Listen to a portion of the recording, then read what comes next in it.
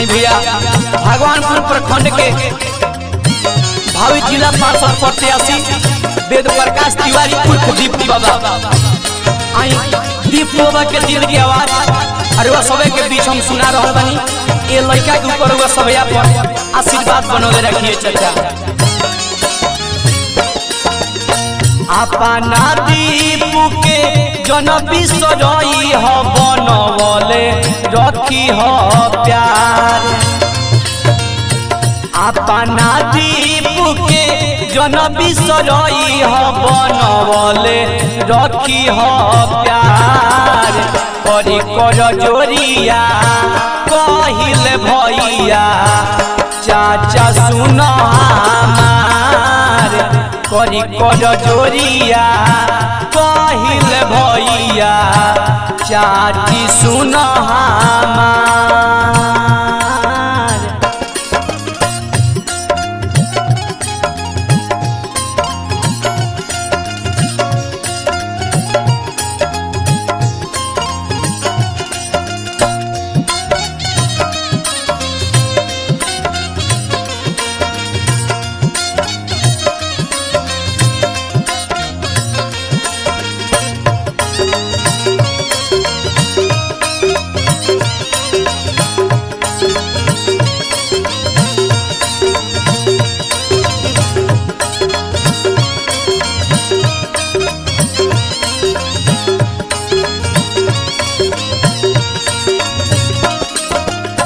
बातें नहीं भेद हमके जात यौरी बात के दी आशीर्वाद हमनी भाई वो सबके साथ के। ये भैया बातें नहीं भेद हमके जात यौरी बात के दी आशीर्वाद हमनी भाई वो सबके साथ के। निर्मल निश्चल राखब हम क्षेत्र सुन तोहार। निर्मल निश्चल राखब हम सुन क्षेत्र तोहार। करी कर जोरिया कहिले भैया चाची सुन हमार। करी कर जोरिया कहिल भैया चाचा सुन हमार।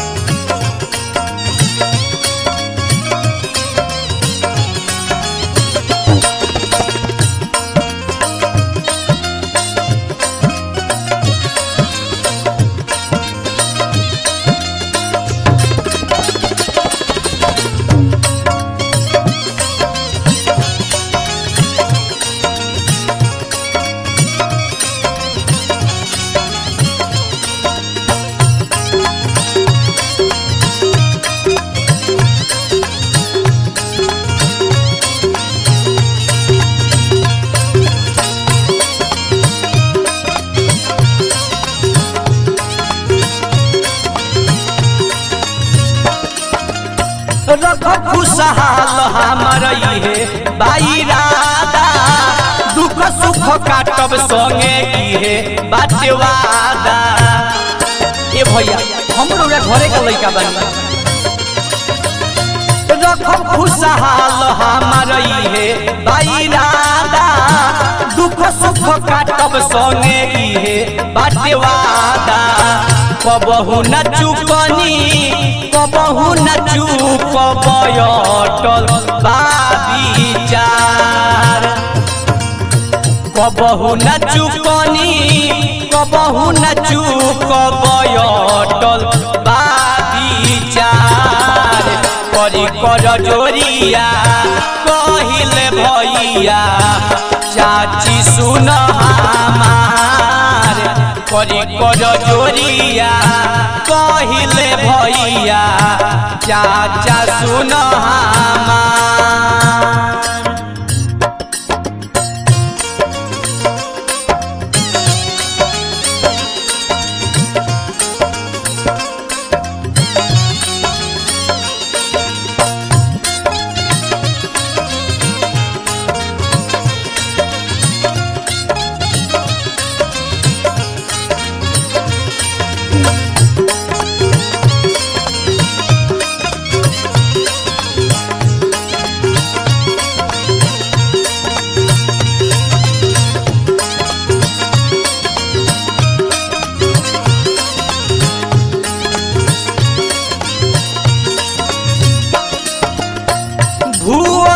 दीपक संगे दिग विजय हो कहे करा दी अब की बार विजय हो।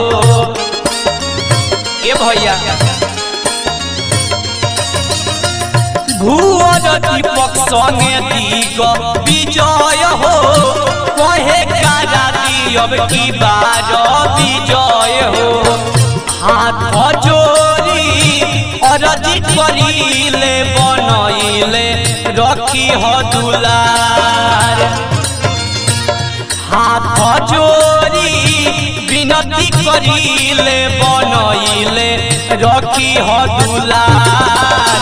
करी कर जोरिया कहिले भैया चाचा सुन हमार।